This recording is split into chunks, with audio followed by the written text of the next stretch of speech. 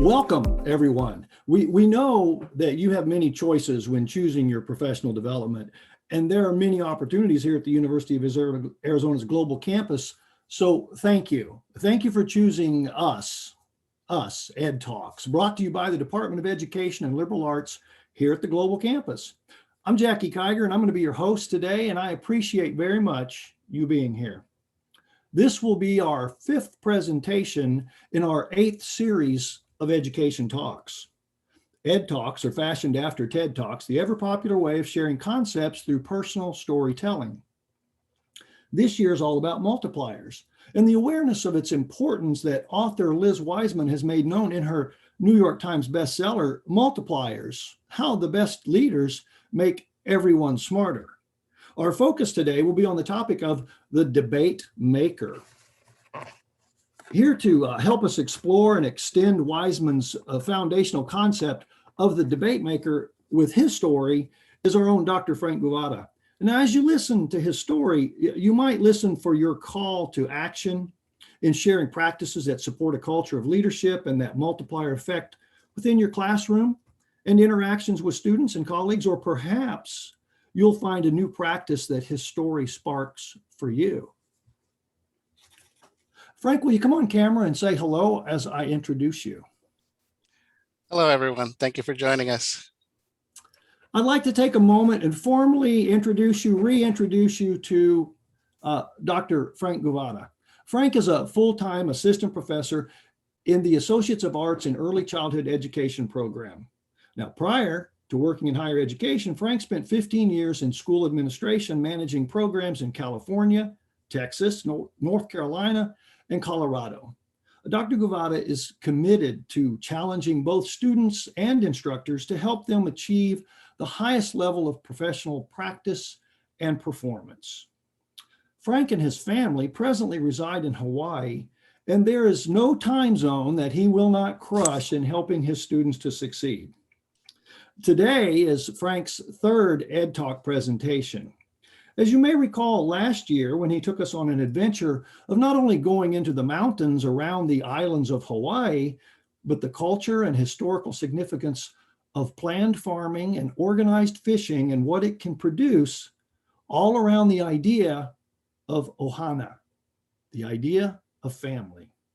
And the year before that, he warmed our hearts around the idea of a large, hefty wooden table and its impact on raising his family, his ohana.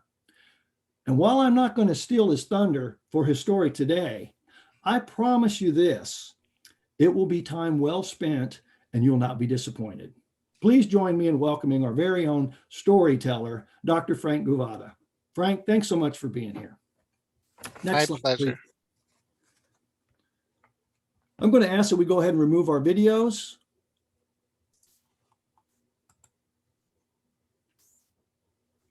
Now, as a reminder, Ed Talks are fashioned after TED Talks, that ever popular way of sharing personal stories for only 18 minutes a monologue. We do this because we want to hear your story, and we can best do that by sharing our stories. Our goal is not necessarily to teach you anything new, as you are already an expert in your field. Our goal is to perhaps motivate you to try something new in your approach to helping your students succeed. Our storytelling approach is geared not to take a lot of time, but rather to simply set the stage for an interactive conversation and perhaps encourage you to encourage your learners around the idea of what it means to have a debate maker leading their learning. At the end of our Ed Talk today, we look forward to learning your story of what you are doing or will do in your approach as a debate maker. Next slide, please. But for now, please hold your chat comments to the end, as I don't want you to miss a single word. And with that, Frank, the microphone is yours. Thank you, Jackie, and welcome to everyone who's joined us today. As you know, the Ed Talk format starts with me posing 3 questions to frame our conversation. So I'd like for you to take a moment to reflect on these. How do you create a safe space for genius in your online classroom? How do you achieve it if you don't believe it? And what's the white rhino in your online classroom? Before I get into my story, I need to share a few things about myself. First off, I'm a city boy. I was born and raised in the sprawling metropolis of Los Angeles. And if you can believe it, as a child, I used to hate going to the beach because it smelled like stinky fish. Secondly, I'm a person who shies away from conflict and confrontation. For those who've grown up in large cities, you know that there's an unspoken law of keeping to yourself. Don't look someone in the eye, mind your own business, just keep walking. Now, over the years, I've grown past parts of my concrete upbringing. I actually relish spending time out in nature and have tried to instill in my children a respect for all things living. I can't say that I've grown as much when it comes to conflict and confrontation. My default setting is still to avoid it, but life has chosen to place situations in my path that have challenged me to appreciate the value of debate and negotiation. And in 2007, one of those situations really blindsided me during a job interview. I had flown back east to interview for the director of the child development centers at a hospital system in rural North Carolina. The day had gone really well. I had met with some of the current families and staff members, toured the beautiful center, and felt like I was making a great impression on everyone. As the afternoon was coming to a close, the VP of Human Resources took me into his office and even complimented me on my performance. But he said, "There's just one thing you need to know about this job if we happen to offer it to you." My heart sank, trying to guess what elephant I might have missed that had been sitting in the room with me. He continued by asking, "How do you feel about hunting? Trophy hunting, to be specific." After a momentary pause, in which my brain struggled to comprehend this bizarre question, I stumbled to communicate that although I'd never held a gun in my life, I recognized that many people enjoyed the sport. And then, quickly thinking about the demographics of rural North Carolina, guessed that there were probably lots of people who hunt deer for both trophies and sustenance. He smiled and chuckled and then said, "Well, that's not the type of trophies I'm talking about." By my expression, he could tell that I was utterly confused and let out a full-bellied guffaw.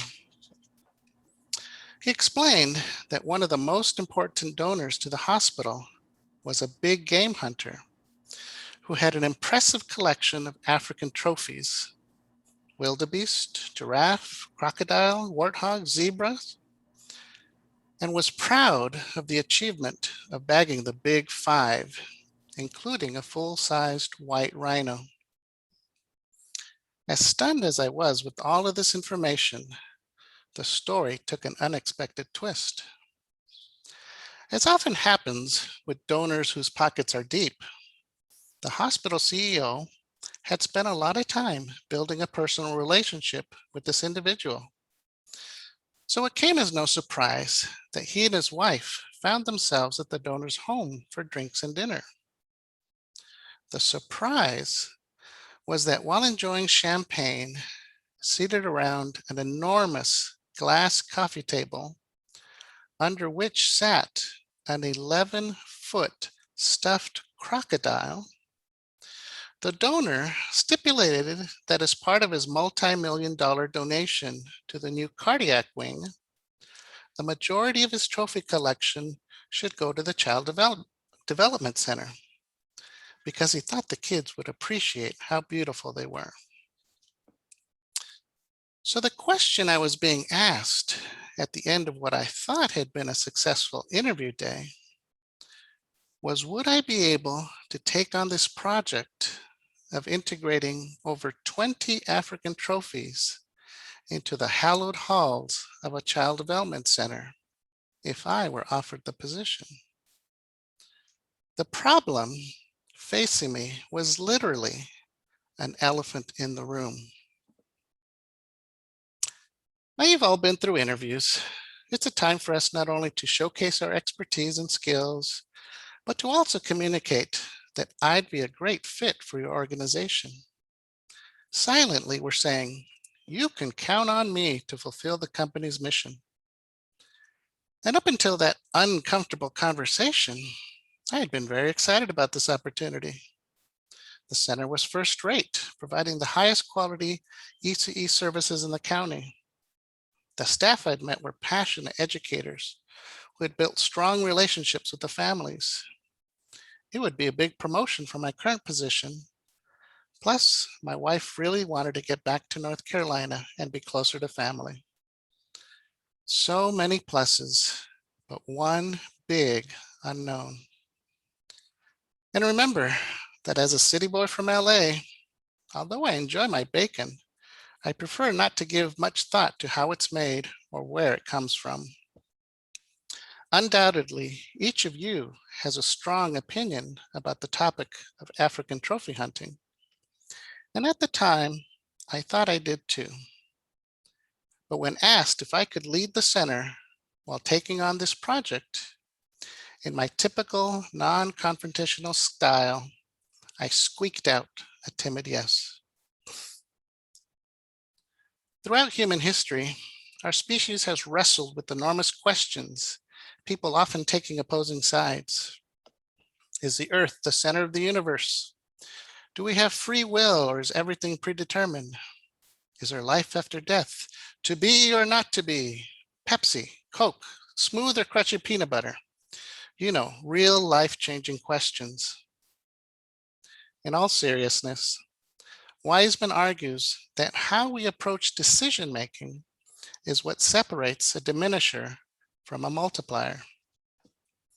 According to Wiseman, when the multiplier is faced with a tough decision, they take on the role of debate maker, which is characterized by three practices.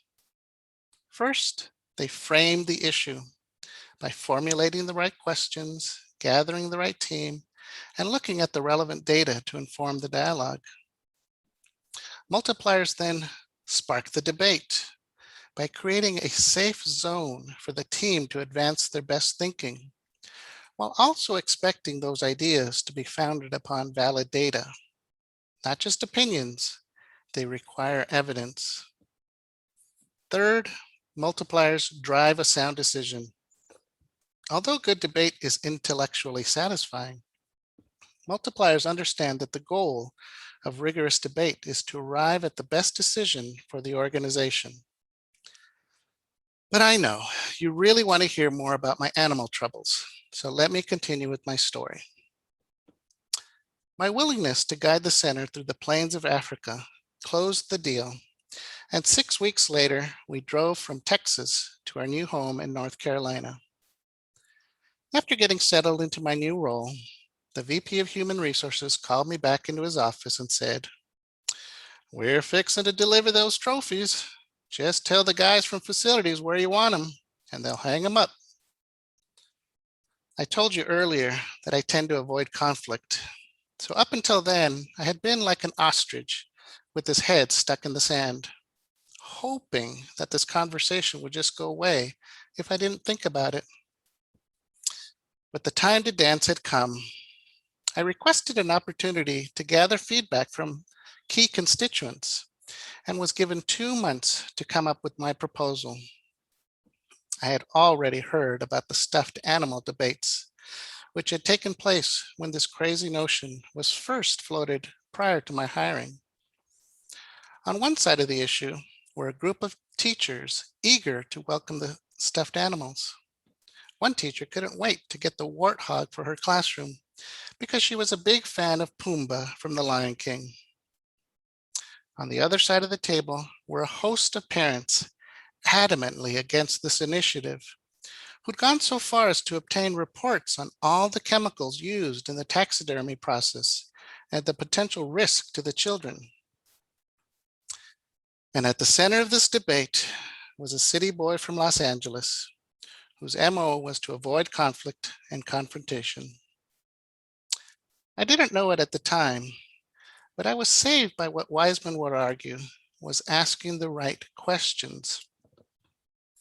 It wasn't whether we should do this, but rather how we could do this. The issue was bringing those two opposing sides together to create something new and educational, to execute this project in such a way that everyone could rally behind it. You don't know tense until you've sat down at a table with a mother who's been mauled by a stuffed leopard. True story. Turns out the last director had placed one of the trophies on top of some children cubbies in an effort to ease families into accepting the idea of animal trophies in the classroom. But when this mom stood up after collecting her children's diaper bag, her head rammed into the open claws of the leopard, giving her a small gash on the scalp. Needless to say, bridging the divide would require a lot of debate, a lot of listening, and a lot of creative brainstorming. Wiseman contends that debate makers gather data to evaluate our decision making.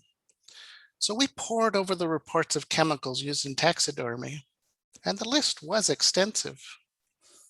But the data also revealed that once the trophies are set, those chemicals are as harmful as the cleaning supplies used throughout the hospital, which was negligible.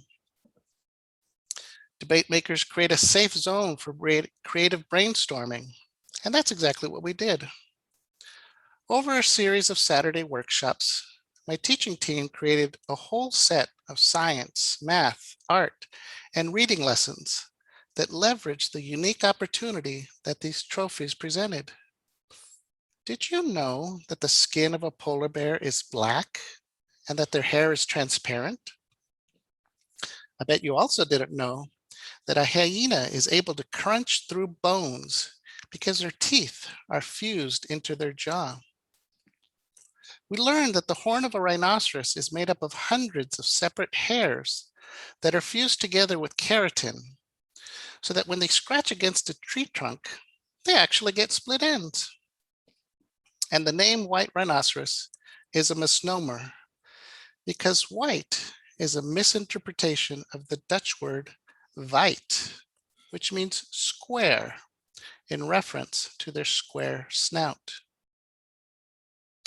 Most importantly, debate makers inspire creativity. The biggest breakthrough was figuring out a way to have the animals in the center without them being in the center.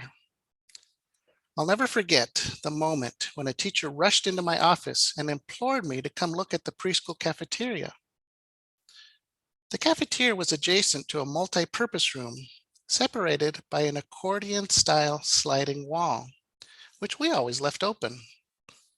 But that day, it had been closed because of some repairs that were being done to the AC system. Since the multi-purpose room had a separate entry door, if we permanently kept the divider closed, we would have a dedicated space where we could display the trophies out of sight. By doing this, we were able to honor the wishes of those families who didn't want their children directly exposed to the animals, but also created a community space for the other families who thought there was a learning opportunity to be had. And thus, First Safari, an interactive community museum, was born. It was pure genius. But the true magic of this initiative was the outpouring of creativity that followed. Two local artists transformed the room by painting a 35,000 square foot mural covering the walls, floors, ceiling, doors, and specially constructed boxes to display trophies in a more naturalistic environment. They even included various I Spy hidden pictures throughout the mural, so children could go on safari to find them. One of the teachers, who is also an artist, volunteered her time to replicate a 3D African baobab tree using cardboard tubes donated by a local carpet manufacturer. And one of the men from the facilities team saw that the mural plans included images of a wooden hut and asked if he could donate cedar logs that he harvested from his land. That donation led to the creation of a full-sized reading hut where teachers could take their classes for circle time. But the most unique community partnership was when I received a call from a couple who'd heard about this children's museum and asked if they could contribute Charlie the polar bear. Turns out Charlie had been bequeathed to them decades ago and had been a source of pleasure for several generations of their family's children in California. But having moved to North Carolina, they hoped Charlie could contribute to fascinating young minds as an education-oriented experience. So Charlie found new purpose in his adopted family. What started out as a tense debate around the appropriateness of trophies at a children's center transformed into a community-building, interactive learning experience for all of us, just by asking the right questions, creating a safe space for brainstorming, and allowing the genius of individuals to shine through. But what does this mean for your instruction? We're all experts in our respective fields. So the lesson from Wiseman is to be extra vigilant. We don't let that status deprive our students of the opportunity to share their genius through lively debate on the topics in our courses. I'm reminded of the student who skillfully argued for a homeopathic approach to managing communicable diseases in an early learning center, which forced me to reevaluate my 15 years of program management experience. In true Wiseman fashion, I teach a course in which one discussion board forum requires students to argue for and against vaccinations, a topic that has become all the more relevant in light of the pandemic. But this exercise pushes them outside of their comfort zones to examine the issues of personal choice, concepts of social risk and benefits, as well as the role of government to ensure public health. Let me tell you, it's a lively debate and is consistently rated as one of the most engaging discussions. As you think about your online classrooms, I encourage you to play devil's advocate in your responses to students, to have them consider a different perspective versus looking for whether their response was right or wrong. In your teaching, reflect on the manner in which you challenge students to gather and review the data to support their claims. In your online classrooms, think about the strategies you employ to create that safe space for creative brainstorming. Where and how can you be a debate maker?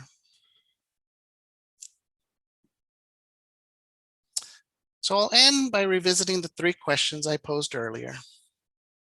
How do you create a safe space for genius in your online classroom? How do you achieve it if you don't believe it? And what's the white rhino in your online classroom? Thank you.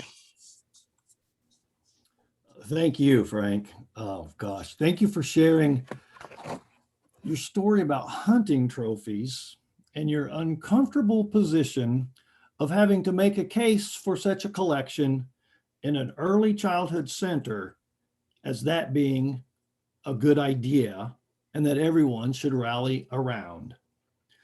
Admittedly, I did flinch a bit at the idea of hunting for sport and trophy, and this example speaks volumes to the various seamless, uncomfortable topics and subjects that we may encounter as educators, warthogs and all.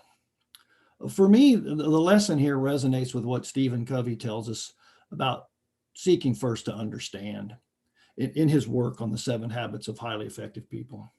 We don't always have to agree, but we're more likely to come to agreement when we fully understand. We also do that through separating the diminisher from the multiplier by being a positive debate maker, forming the right questions that lead to that understanding. And consider that data, as you mentioned, not just opinion or emotion that lead, again, to understanding and driving sound decisions as a result of that new understanding. When I think about my online classroom, my teaching, how high up is understanding? I say that because as educators, we prepare. We prepare lessons so that we are listened to, so we are understood because we're teaching. Or am I confusing, this is my own personal, am I confusing that with preaching rather than teaching to my students? Am I asking the right questions? Am I a debate maker? Am I persuasive? Am I a persuasive debate maker? You've given me much to consider. Debate makers inspire that creativity, and creativity is cultivating ground for pure genius, as you've shared with us today. No one imagined at the end of that idea would spawn a 35,000 square foot painting, a mural. That was on no one's mind.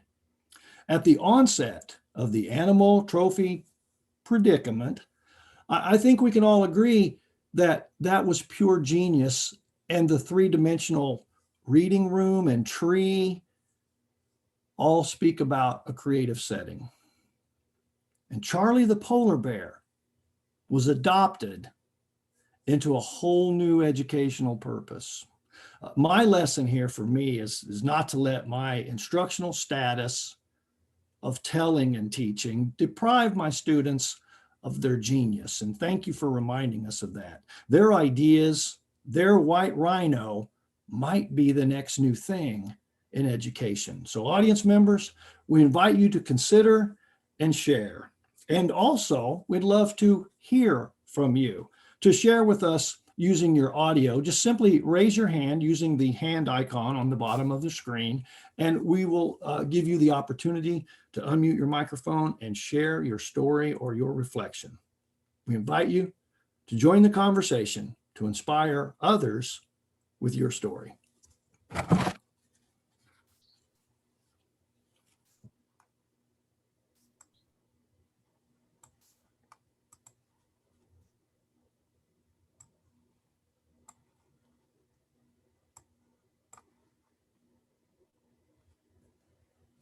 I appreciate that Gail mentioned the value of pausing in order to best nurture and inspire. I see Laura. Laura, are you trying to come on video there? If you are, go ahead. Can you hear me? I can hear you. Oh, good. I wanted to thank Frank for the presentation. And my takeaway is that shift from challenging students to be either right or wrong to taking that other step of engaging them in a debate, of seeing things from a different viewpoint, or like he said, just going beyond that point of, did I get my 4 points? Let's move on. Absolutely. That's such an important insight. I was grading discussion forums yesterday, and it's easy to get into the mindset of checking things off. Did they address prompt number 1? Did they address prompt number 2, prompt number 3? And that certainly has value. That it's important to understand the range of concepts or to apply the information as being requested in the directions that we provide. But part of education is the stirring of one's passion and intellect, and engaging in that thoughtful, critical analysis. So I'm glad that that is a takeaway for you. Absolutely appreciate that. Hey, Joseph, are you trying to come online there? Yes, can you hear? Absolutely. Okay, Joe Johnson in Georgia.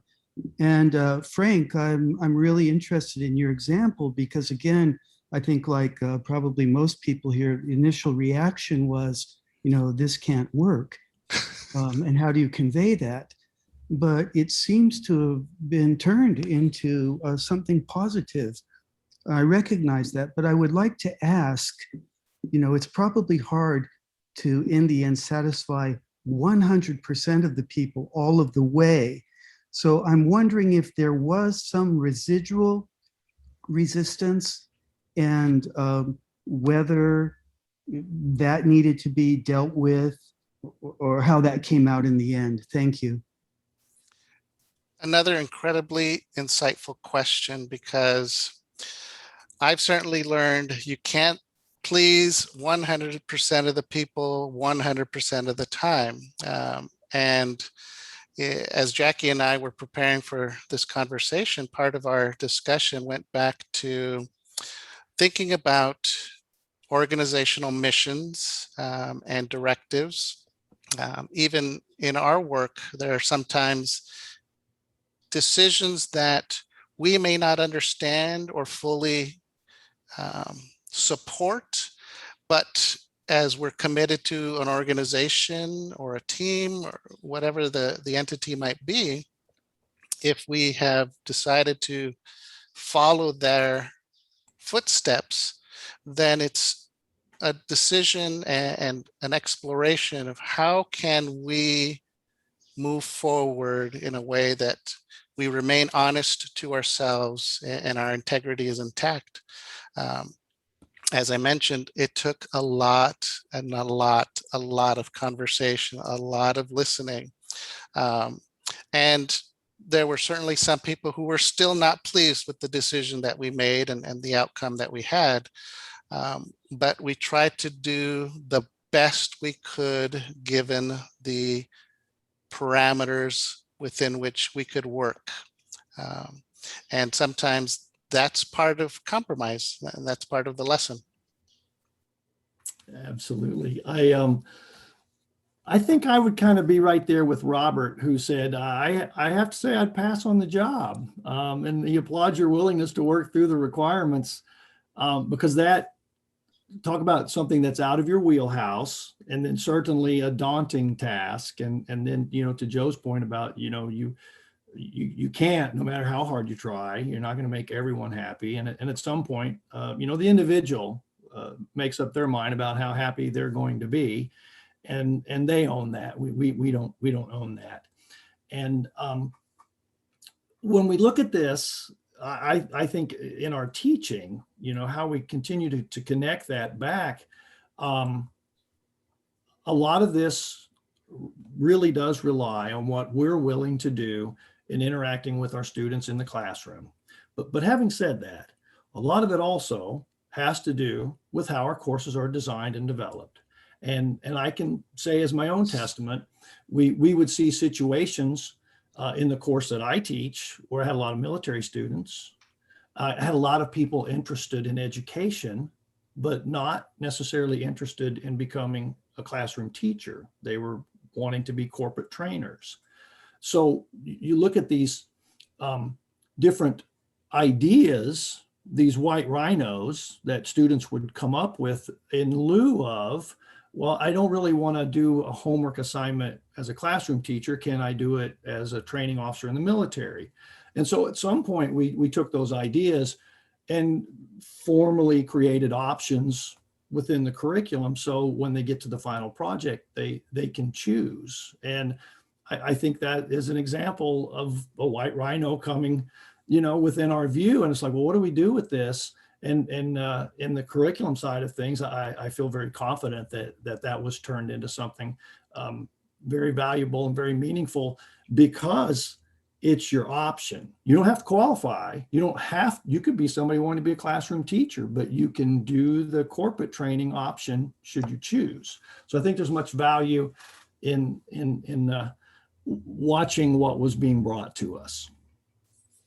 And to piggyback on that, Jackie, Dr. Upshaw provided a great example of how in her capstone courses, the white rhino she faces are those collaborative projects that we sometimes ask of students, understanding that they're in different time zones. I'm a perfect example. I'm 5 hours ahead of Pacific Standard Time.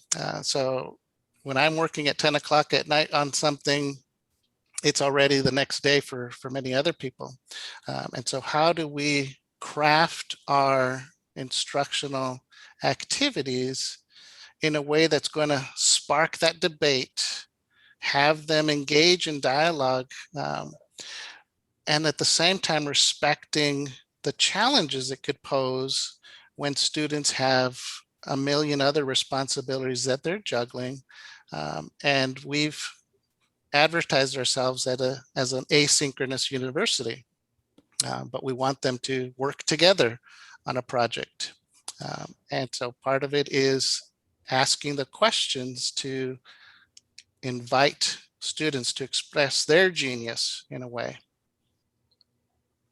Absolutely. And back to the curriculum design early on, and I know I can't speak to all programs, but I know in the graduate program in education, we've put collaboration as one of our benchmarks early on, so they get a feel for that. Because to your point, it's asynchronous, but the initial response is that it has to be synchronous, and it doesn't necessarily. You can collaborate in that asynchronous setting. And I see where Holly, and Holly's a math teacher, and she creates debate in her discussions through treating it like a workshop, providing that detailed, personalized feedback. I think I'd like to know more about that at some point, Holly. I won't put you on the spot here, but mathematics can be a tough nut to crack. And if you figured out a way to workshop that to where it's reflected as a positive experience, I commend you for being able to do that. Jerry, I'm sorry, I was not paying attention here. I see that you've wanting to come on microphone. Yes, sir. Can you hear me? I can hear you. Thank you. Wonderful. Well, Frank, first off, I'd like to thank you for a wonderful presentation, maybe the very best one I've heard in Ed Talk so far. You brought up an issue in your 3 points that debaters followed through on. One of them was framing the issue. You also mentioned in your conversation about the situation where you had the display in the center of the room, but it was not in the center of the room. This has reminded me of a Russian engineering methodology for inventing problem solving called TRIZ, T-R-I-Z. This is a very interesting philosophy and methodology in that one of its tenets is to do just that, solve a problem by removing the problem. And the problem is still there, but rather than work on that problem, reframe the problem into one that can be solved. And that's what I saw you doing with your asking the right question. So I would offer that a couple of comments. One of them is that in addition to creating a safe space, it needs to be a space for creative thinking. Creative thinking will only happen in a safe space. But I think the part of the objective of being safe is allowing that unfettered input to come in, to actually propose subjects and ideas that are absolutely, just like your situation, just not normally tolerated or even thought of.